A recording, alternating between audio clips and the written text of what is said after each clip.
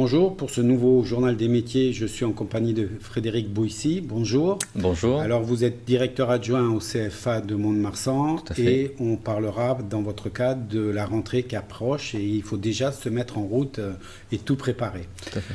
Avant, on va aller comme on en a l'habitude maintenant, une entreprise, puisqu'on vous rappelle que le Covid-19 est toujours là et que les entreprises ont du mal. Donc on essaye de donner un coup d'éclairage sur toutes les entreprises qui ont besoin de vous. Donc aujourd'hui, on va à Cabreton pour voir Live Service Pro en images, comprenez. Depuis son bureau de Cabreton, Stéphane Lestremo gère 2 sociétés, une entreprise de nettoyage et une de service à la personne. La première société, c'est une SARL qui s'appelle Live Service, une société de service à la personne. C'est une société qui permet aux particuliers d'avoir des prestations de ménage, de garde d'enfants et de jardinage et qui permet d'avoir une déduction de 50% sur les activités faites. Ensuite, l'autre société, c'est une entreprise individuelle qui s'appelle Live Service Pro qui permet aux sociétés d'avoir des prestations de ménage dans leur entreprise. Je travaille aussi avec des agences immobilières et des hôtels. Pendant le confinement, Stéphane Lestremo a dû mettre son personnel au chômage partiel, une période difficile pour le chef d'entreprise qui a pu compter sur le soutien de la Chambre de métier et de l'artisanat des Landes. Dans un premier temps, ça a été très difficile parce qu'on ne savait pas quelles étaient les choses qui allaient être mises en place. Bien sûr, on voulait des réponses rapides. Et après, j'étais beaucoup soutenu par la Chambre des métiers avec Madame Roxane Olivier qui m'a permis de répondre à mes questions, ainsi que par mon comptable qui a aussi beaucoup intervenu pour m'expliquer les choses et pour avoir droit à des aides de l'État. Après plus de 2 mois sans activité, le retour des touristes est une bonne nouvelle pour la société Live Service Pro qui a ainsi pu reprendre une pleine activité. C'est le moment charnière de l'année, en étant confiné pendant 2 mois, en étant fermé mars, avril, mai. Maintenant, la saison se joue sur 2 mois, juillet, août, en espérant que septembre, octobre soient aussi des bons mois. Mais la saison charnière se joue en effet maintenant. Au sein de Live Service Pro, Stéphane Lestremo gère à l'année une équipe de 4 personnes qui double en été afin de faire face à l'arrivée des vacanciers, notamment le samedi. Alors mon rôle, je fais les plannings en amont, c'est-à-dire le vendredi, je crée les groupes pour chaque intervention, que le samedi, chaque groupe sache ce qu'il a à faire. Et ensuite, une fois que tout cela est mis en place, je vais dans chaque maison pour savoir si tout se passe bien. Et après, j'interviens aussi avec les filles quand il y a besoin et quand elles sont en retard. Le samedi, c'est la période où tous les vacanciers partent et arrivent. Donc, en fait, les gens souvent libèrent leurs biens vers 10h. Et reprennent les nouveaux locataires, arrivent vers 16h. Donc entre 10h et 16h, nous devons nettoyer tous les appartements et toutes les maisons qui ont été utilisées et le remettre aux normes selon le protocole installé avec les agences immobilières. Donc on peut dire qu'à cette période-là, entre 10h et 16h, on travaille ardemment. Installés à Cabreton, Live Service et Live Service Pro proposent leurs services toute l'année, de Souston à Ondres en passant par Saint-Vincent-de-Tyrosse. Donc là, on voit bien que les entreprises ont souffert et à un moment donné, ils parlent de salariés. Alors il y a une catégorie de salariés dont on ne pense pas trop, mais ce sont les apprentis, c'est la raison de votre venue. Et donc, ils sont aussi retrouvés au chômage partiel, les apprentis. Alors, en effet, les apprentis, comme vous dites, ce sont des salariés et des salariés particuliers puisque l'entreprise, c'est le lieu d'apprentissage pour eux. Alors, on a eu plusieurs cas de figure, en fait. On a eu des apprentis qui ont une activité soutenue. On pense à la boucherie, par exemple. On sait que les gens se sont retournés un petit peu vers le boucher, leur boucher du village ou de leur proximité. Donc, les apprentis ont beaucoup travaillé. Et puis, à contrario, on a eu d'autres apprentis qui ont été en difficulté, on pense à la coiffure et l'esthétique, où ils n'avaient plus tout simplement de terrain d'expérimentation puisque les entreprises étaient fermées. Voilà, et donc en même temps, il fallait qu'ils continuent à aller à l'école, d'où la difficulté de trouver un équilibre pour vous. C'est ça, alors nous on a déployé de la formation à distance, puisqu'on ne pouvait plus recevoir les jeunes sur site au niveau du CFA de Mont-de-Marsan. Donc il a fallu en effet, et surtout les collègues professeurs, gérer à la fois les apprentis qui continuent à travailler, et puis les apprentis qui n'avaient plus de terrain d'expérimentation, et comment les maintenir surtout en activité dans des conditions particulières en fait, qui n'étaient pas connues. Alors on a été voir c'était un peu rigolo parce qu'on a été voir le prof de gym. Et à ce moment-là, on peut se demander pourquoi le prof de gym. Et vous allez comprendre que même au niveau sport, il fallait quand même travailler. Et donc, ils ont été se débrouiller. C'était une expérience assez représentative de ce qu'ont dû faire tous les professeurs du CFA. Je vous propose de regarder.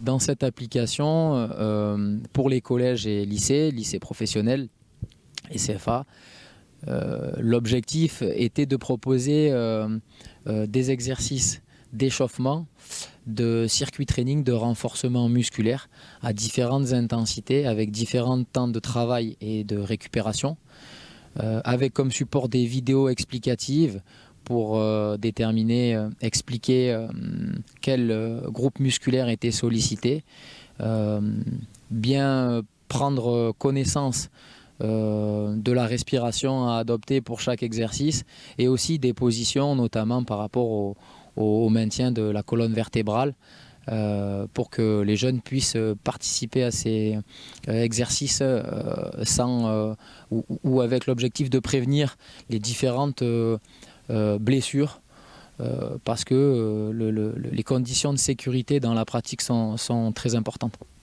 Donc vous voyez, ils ont essayé de mettre une appli. Bon, c'est vrai qu'aujourd'hui, l'Internet a permis de laisser en liaison tous ces gens-là. Pour vous, Internet, finalement, ça a été presque un sauveur. Ah oui, tout à fait. Alors, c'est vrai qu'il restait encore beaucoup de choses à faire. Au moment où, malheureusement, le Covid est arrivé, il est arrivé d'un seul coup. Il a fallu très rapidement en fait, déployer une nouvelle activité sur laquelle on n'était pas, surtout, on n'était pas à 100% sur la distance, puisqu'on est sur des métiers manuels. Donc, on a aussi cette dimension artisanale. Mais il a fallu trouver. Alors les professeurs ont fait preuve de beaucoup d'imagination pour garder en fait les apprentis en contact, les aider, parce que on croit aussi que parce que on a moins de 18 ans, on a moins de 20 ans et on sait utiliser des applications, c'est pas forcément vrai. Et du coup, il a fallu aussi les aider, les apprentis, pour aller vers ces nouveaux dispositifs de formation en fait. Alors, c'est vrai que les professeurs étaient motivés, mais est-ce que les élèves étaient motivés puisqu'ils étaient chez eux, plus de contrôle, on peut se poser la question. Donc qu'est-ce qu'on a eu de faire? On a été voir une élève pour qu'elle nous dise si elle s'est bien servie de l'appli et comment elle l'a utilisée. Ce qui est très bien dans cette application, c'est que en gros, on a un planning et il y a les exercices qu'il y a à faire, la durée de l'exercice et le temps de récupération. Et puis après, au-dessous, il y a des petites vidéos pour expliquer comment faire l'exercice, les bonnes positions à prendre. Et c'est un peu nous qui gérons comment on veut faire les séances de sport et tout. Donc je trouve que c'est pratique une application. Voilà, donc on voit qu'ils l'ont fait, que ça a été suivi. Ça a été même, en discutant avec le professeur, son agréable surprise. Il a dit que ça l'a rapproché de ses élèves. Oui, on a eu de l'individualisation. Ça a permis aussi d'aller dans une nouvelle dimension. C'est un peu ce qu'on voit dans la société. C'est se former quand on a envie de se former. Et c'est là où il y a la motivation. C'est-à-dire que les apprentis, à un moment donné, quand ils le souhaitaient, quand ils le pouvaient, ont pu accéder à des ressources, ont pu solliciter les professeurs sur des forums. On a organisé aussi des classes virtuelles. Voilà, donc c'est vrai qu'on a fait un pas en avant. Et d'ailleurs, c'est quelque chose sur lequel on va s'appuyer pour la rentrée. Cette obligation d'aller sur des nouveaux dispositifs, on va essayer de transformer ça de façon positive et on a beaucoup à y gagner et je dirais même au niveau de l'organisation du travail, au niveau du centre de formation. Voilà, parce que maintenant le Covid, je dirais pas, il est toujours là, mais on est arrivé à la période des vacances, donc là ça résout beaucoup de problèmes, sauf pour, je dirais, l'organisation, puisque vous êtes déjà en train de préparer la rentrée 2020. Quelle est la vraie difficulté aujourd'hui? Parce que les entreprises ne savent pas où elles vont, donc trouver des apprentis sans savoir trop ce qui va leur arriver, est-ce que c'est facile aujourd'hui? Alors, il se trouve que l'État a mis en place quand même des aides au niveau des entreprises pour qu'elles puissent prendre des apprentis avec des aides, de façon à ce qu'elles n'aient pas à se poser la question de l'équilibre financier, on va dire, sur la partie économique, parce qu'il y aura, même si en effet, comme vous dites, on a toujours le Covid qui est présent, il y aura un après. Et le risque, ça serait de perdre ses compétences, de ne pas prévoir la suite et d'être en manque tout simplement de main-d'œuvre. Donc il faut absolument que les entreprises forment. Et là aussi, il y a un autre dispositif qui est présent depuis 2018, qui a été accentué encore par des nouvelles directives du gouvernement, qui va permettre à un apprenti de commencer sa formation au CFA, même s'il n'a pas encore trouvé d'entreprise.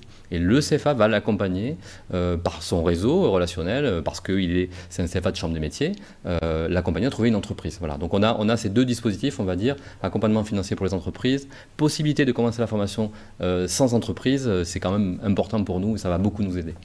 Alors, là, on est sur la partie technique, trouver des entreprises pour que les jeunes puissent continuer à être apprentis.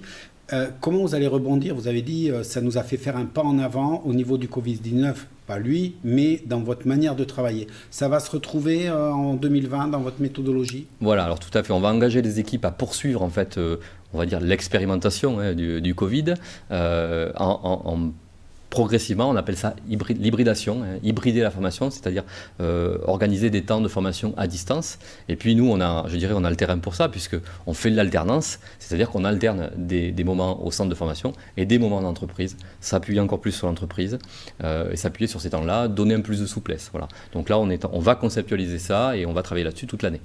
Alors, on a posé la question au professeur, puisqu'on l'avait sous la main, de savoir si cette expérience-là, justement, lui, il envisageait de la continuer et comment. Donc, quelle est sa réponse en images? C'est sûr que cette application va certainement, ou d'autres applications, parce que c'est vrai que ce confinement m'a aussi permis de prendre connaissance avec d'autres dispositifs de pratique sportive, et donc va être un moyen important pour essayer de faire en sorte que les jeunes gardent un contact avec l'activité physique et sportive pendant leur semaine de formation en entreprise. Après, c'est vrai qu'un apprenti, aujourd'hui, quand il est en entreprise, il est déjà quand même pas mal pris par son activité professionnelle. Moi, je leur dis souvent, en début d'année, votre corps, c'est votre premier outil de travail avant de rentrer en entreprise. Donc, l'hygiène alimentaire, le sommeil, la pratique régulière, ne serait-ce que de la marche nordique. Donc je pense, oui, en effet, que ça va me permettre d'être plus performant dans le suivi pédagogique de l'éducation physique et sportive auprès des jeunes. Alors, on voit qu'ils vont continuer. Je présume que dans toutes les matières, c'est la même démarche. Tout à fait, voilà. Donc l'idée, c'est progressivement de trouver des nouveaux modèles de formation. On va aussi associer les entreprises, parce que autant les professeurs vont aller dans cette démarche-là, mais il faut aussi que nos apprentis soient informés, soient prêts, et qu'ils soient dotés des équipements aussi nécessaires pour cela. Les entreprises aussi, qu'elles comprennent comment ça peut fonctionner dans le temps qui est en entreprise, puisque c'est ce que disait ce professeur, les apprentis, ils travaillent pendant une semaine, donc ça veut dire qu'il y a des temps de formation qui vont être mixés. Voilà. Donc tout ça, ça va être engagé et on va modéliser ça en espérant en effet qu'on puisse le faire sans problématique sanitaire particulière. Oui, parce que vous soulevez au niveau des entreprises, ils seront dans leur métier et tout d'un coup on leur dit oui, il y a l'informatique, il y a les applis, il faut suivre. Vous n'avez pas peur qu'il y ait une réaction, je dirais, surprise, inquiète des entreprises? Vous avez déjà commencé à en discuter avec elles? Alors c'est vrai qu'avec les élus, on a abordé cette question-là. Il est clair que dans la démarche d'hybridation, obligatoirement, il y a une démarche de communication. Parce qu'il faut expliquer, voilà, on entend parler des applications, de ce que ça peut faire un peu peur. Mais l'idée, c'est au contraire être au plus proche de l'entreprise, au plus proche de leur rythme de fonctionnement et permettre aux apprentis aussi d'être en phase avec tout ce qui se vit par ailleurs. Le CFA, c'est pas parce que c'est de la formation artisanale qu'on est autant des tailleurs de pierre. Je veux dire, voilà. Donc on est vraiment dans la société actuelle et on se doit d'avoir tous les outils contemporains. Aujourd'hui, comment je suis une entreprise, je veux un apprenti, je veux avoir des infos, où est-ce que je m'adresse? Alors au CFA tout simplement, on a un contact direct au niveau des CFA, il suffit de téléphoner au CFA, on a une adresse mail conseil-formation et on peut écrire. Et là bien entendu, on va s'occuper de toute la démarche, qu'on ait ou qu'on n'ait pas un apprenti, voilà, sur des explications de comment ça se passe, les aides possibles. Et puis bien sûr, il y a le service économique de la Chambre de métiers qui va apporter aussi ses réponses sur tout ce qui est lié à la partie financière. Alors, aujourd'hui, par rapport aux autres années, vous êtes plutôt dans les mêmes clous en termes d'apprentissage ou il faut lancer un appel? Alors, on a senti un léger mieux, il ne faut pas se le cacher, grâce justement aux aides gouvernementales. Je pense que ça peut aider. Mais il y a des secteurs qui restent en difficulté parce qu'on a eu des reprises d'activité, je pense à la coiffure, à l'esthétique, où les entreprises encore se posent la question de qu'est-ce qu'il va y avoir après, et puis qui ont affaire à des charges qu'ils n'ont pas pu tenir. Donc je pense qu'on aura une légère baisse d'apprentis. Mais pour autant, voilà, ce que je veux dire, c'est ça, au niveau des entreprises, n'hésitez pas. Il y a en ce moment des dispositifs qui sont mis en place par le gouvernement qui vous permettent d'avoir des apprentis et qui vous permettront de rebondir dès l'instant que la consommation va repartir et surtout de ne pas se trouver en difficulté. On a des métiers très en tension et parfois on a des entreprises qui sont obligées de refuser du travail parce qu'ils n'ont pas la main-d'œuvre qualifiée. Donc voilà. Et nous on est là pour les aider dans ce domaine-là. Merci beaucoup d'avoir pris le temps de venir nous donner ces explications. Donc, n'hésitez pas, si vous cherchez des apprentis, si vous avez des questions, vous contactez la Chambre des métiers. Et puis, les entreprises landaises ont besoin de vous. Faites-les consommer, n'hésitez pas à aller vers elles. Vous voulez de l'entretien, du nettoyage, appelez Cap-Breton. Je vous dis au 4 août, à très bientôt, au revoir.